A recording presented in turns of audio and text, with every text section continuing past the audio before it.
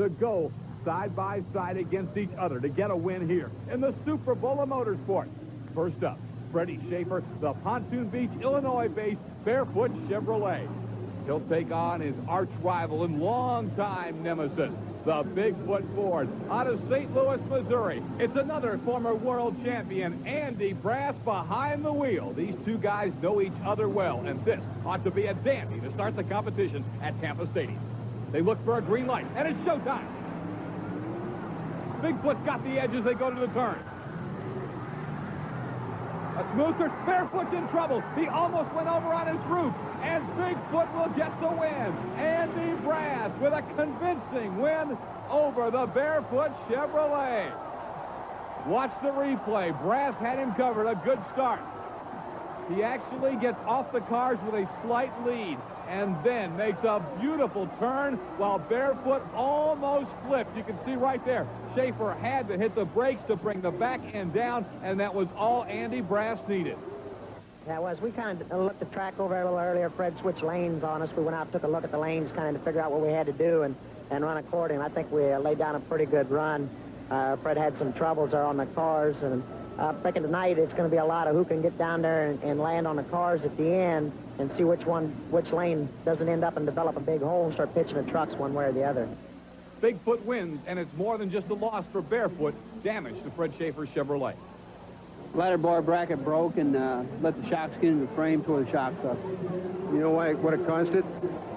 Just landing hard on one side. Did you anticipate anything like this? No, I didn't. Going hard as I could. What are you going to do now? Fix it better. Make it better for the next time. Fix it better. You got to like it. Fred Schaefer will have it better next time. You can believe that. And these guys always seem to be better next time out because they are two of the world's best. David Morris, equalizer, Springfield, Tennessee. 1989, he won the world championship. He takes on the Gravedigger, maybe the world's most popular monster truck. Lyle Hancock behind the wheel, subbing for the injured Dennis Anderson. And Lyle's been doing a super job in that truck. Red light flaring, Digger's ready, so is Equalizer. We're underway. Digger's got the lead at the turn, but Equalizer corners it a little tighter, and Equalizer is going to get the victory. David Morris finishes off the big green machine right there. Hancock had the edge until the turn, and then Equalizer made a nice tight turn and comes home the winner. Let's look at the replay and see what happened to Lyle Hancock. Gravedigger was in excellent shape here. He came to the turn, tries to hit the brake, and I don't know, maybe he killed the engine, or maybe he just lost a little bit of control. The back end got away from him, and it was all she wrote. Equalizer coasts to victory while Hancock sits at the turn. David Morris, your winner, and he'll move on into the semifinal round. Now Jackie Willman brings out the Taurus Chevrolet. He's out of Granite City, Illinois. And he has to go up against the longtime monster truck racing veteran, one of the true war horses of this sport, Gary Porter, and the Carolina Crusher Chevrolet out of Wadesboro, North Carolina. He's been around this sport a long time, and there's no satisfaction greater for Porter than beating one of these new tough young kids on the block like Jackie Willman and Taurus. We'll see if he's got what it takes. Thumbs up from Gary Porter. Crusher and Taurus are underway. Even off the car. And Crusher in trouble. Pulls off the course. Taurus didn't exactly make a great turn, but he did all he had to do, and that was complete the course because Gary Porter left the course at the turning in. Jackie Willman, your winner in Taurus. Isolated replay on the Taurus Chevrolet. Real good shape right there for Taurus. He gets to the turn, had to hit the brakes harder than I think he wanted to, and he swings a little wider than he wanted to. But it didn't matter because Porter was in all kinds of trouble in the other lane. Jackie Willman comes home a winner, and the Taurus Chevrolet has dispatched the Carolina Crusher. So, Bigfoot beats Barefoot. Equalizer puts away Gravedigger, and wrapping up the first round results, it's Jackie Willman and Taurus with a win over the Carolina Crusher. The fastest loser will get to come back for our semifinals, and Carolina Crusher is the fastest loser. So he'll have a rematch with Taurus, while Bigfoot and Equalizer are forced to square off. Another old rivalry renewed. These guys have battled in stadiums, arenas, and speedways all over this country for championships. Here they are in Tampa Stadium, trying to make it to the finals. Bigfoot on the bottom of your screen. Equalizers to the top. It's Chevrolet in the equalizer camp and the Ford Bigfoot ready to go. The turn could be critical. Bigfoot again with a brilliant turn, but equalizer turns well too. They'll come to the wire. Bigfoot pulls it out on the back end. They started up equal. Bigfoot had a burst of momentum at the back end, but a red flag goes up from the official.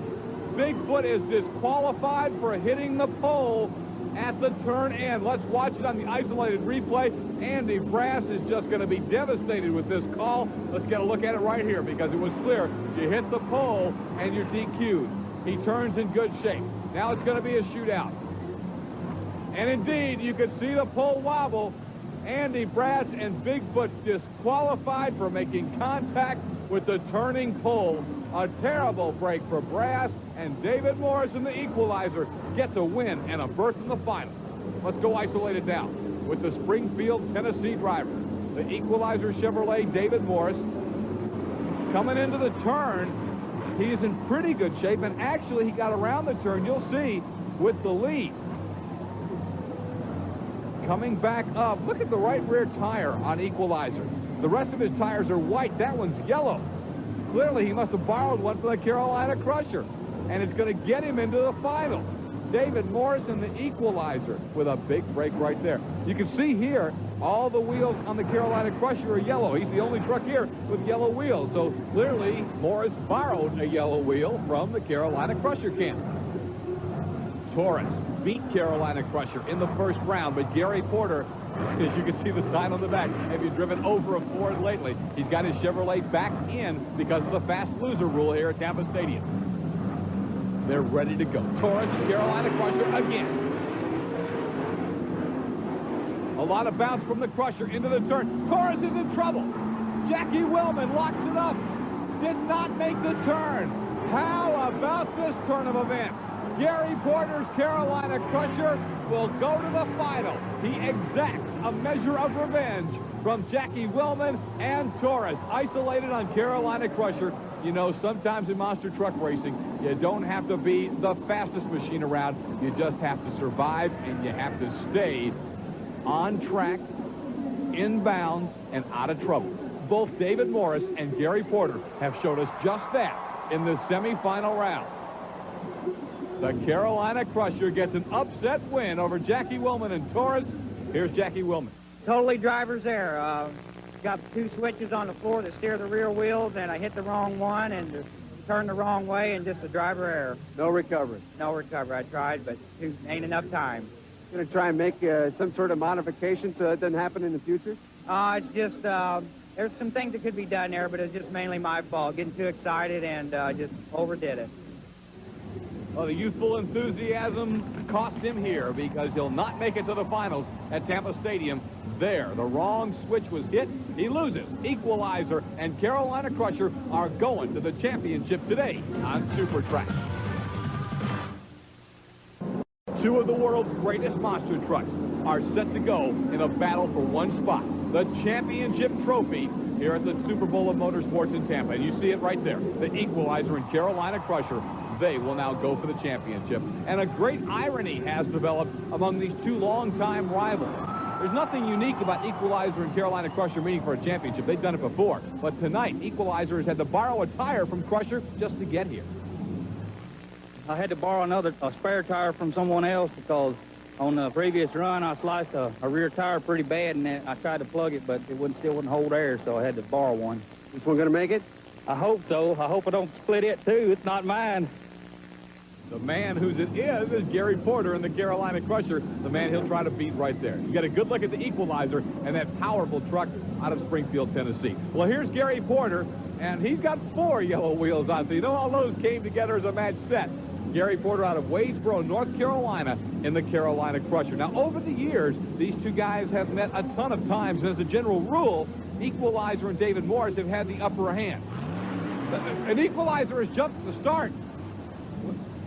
I don't know what the call is going to. We're getting word now from the U.S. hot rod officials that they're going to let David Morris come back. Apparently, the green light was indeed switched on, but Gary Porter in the Carolina Crusher was not completely staged.